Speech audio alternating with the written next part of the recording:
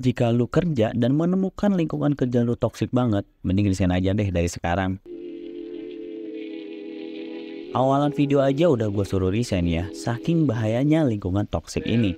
Tapi yang mesti lu tahu dulu sebelum akhirnya lu yakin 100% resign, pahami dulu apa benar lu di lingkungan toksik atau lu sendiri aja yang memang mental tempe buat ada di tempat kerjaan itu. Lingkungan kerja toksik adalah tempat di mana kerja menjadi penuh tekanan, adanya drama, ada pemimpin yang tidak mendukung, rekan kerja yang kompetitif dengan cara negatif, atau bahkan praktik kerja yang tidak adil. Lingkungan ini bisa mempengaruhi kesehatan mental, membuat stres berkepanjangan, dan dalam jangka panjang bahkan bisa berdampak buruk ke kesehatan fisik kita. Untuk mengetahui apa benar lingkungan kerja lu toksik, coba perhatikan beberapa tanda ini. Yang pertama, job desk gak jelas.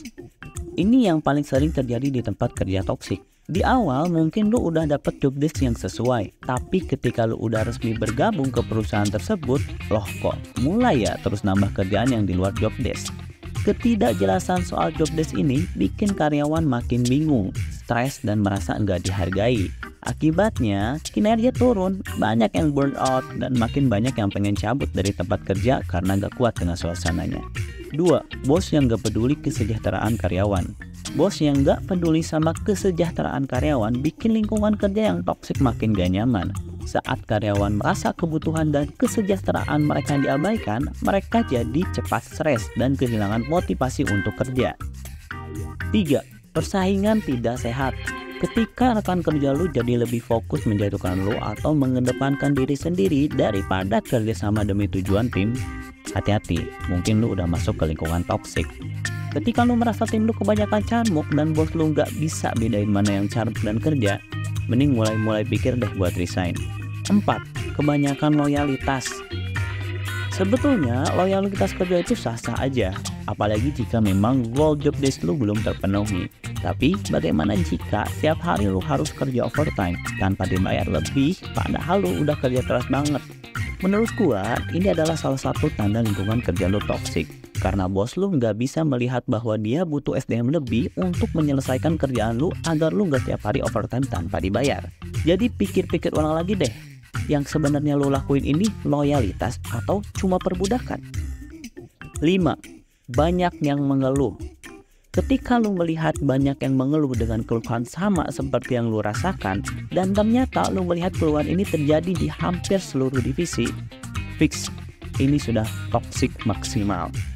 Artinya, manajemen atas perusahaan lu emang gak bener, gak melihat kondisi bawah, yang penting mereka cuan.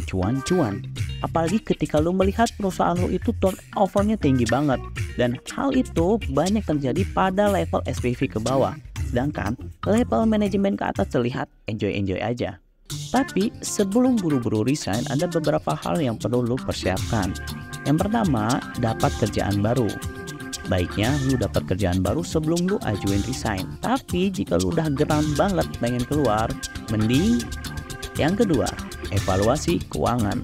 Pastikan lu punya cukup tabungan untuk beberapa bulan ke depan. Baiknya, lu punya tabungan cukup untuk bertahan selama 1 tahun ke depan. 3. Pikirkan rencana selanjutnya. Apakah lu ingin langsung cari kerjaan baru atau istirahat sejenak atau mau coba usaha? 4. Cari dukungan. Coba bicarakan situasi lu dengan teman atau mentor untuk mendapatkan perspektif lain. Tapi pilih-pilih ya, jangan sampai lu curhat ke temen yang suka adu nasib. Bukannya dapat masukan, nanti malah lu dapat tusukan.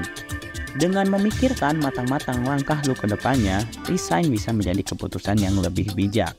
Setelah lu menonton video ini dan lu merasa berada di lingkungan kerja yang toksik dan mempertimbangkan resign, ingatlah bahwa kesehatan mental dan kesejahteraan lu adalah prioritas utama.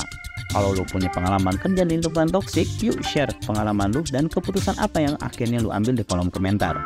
Mari berjumpa di konten video selanjutnya. Jangan lupa subscribe channel ini.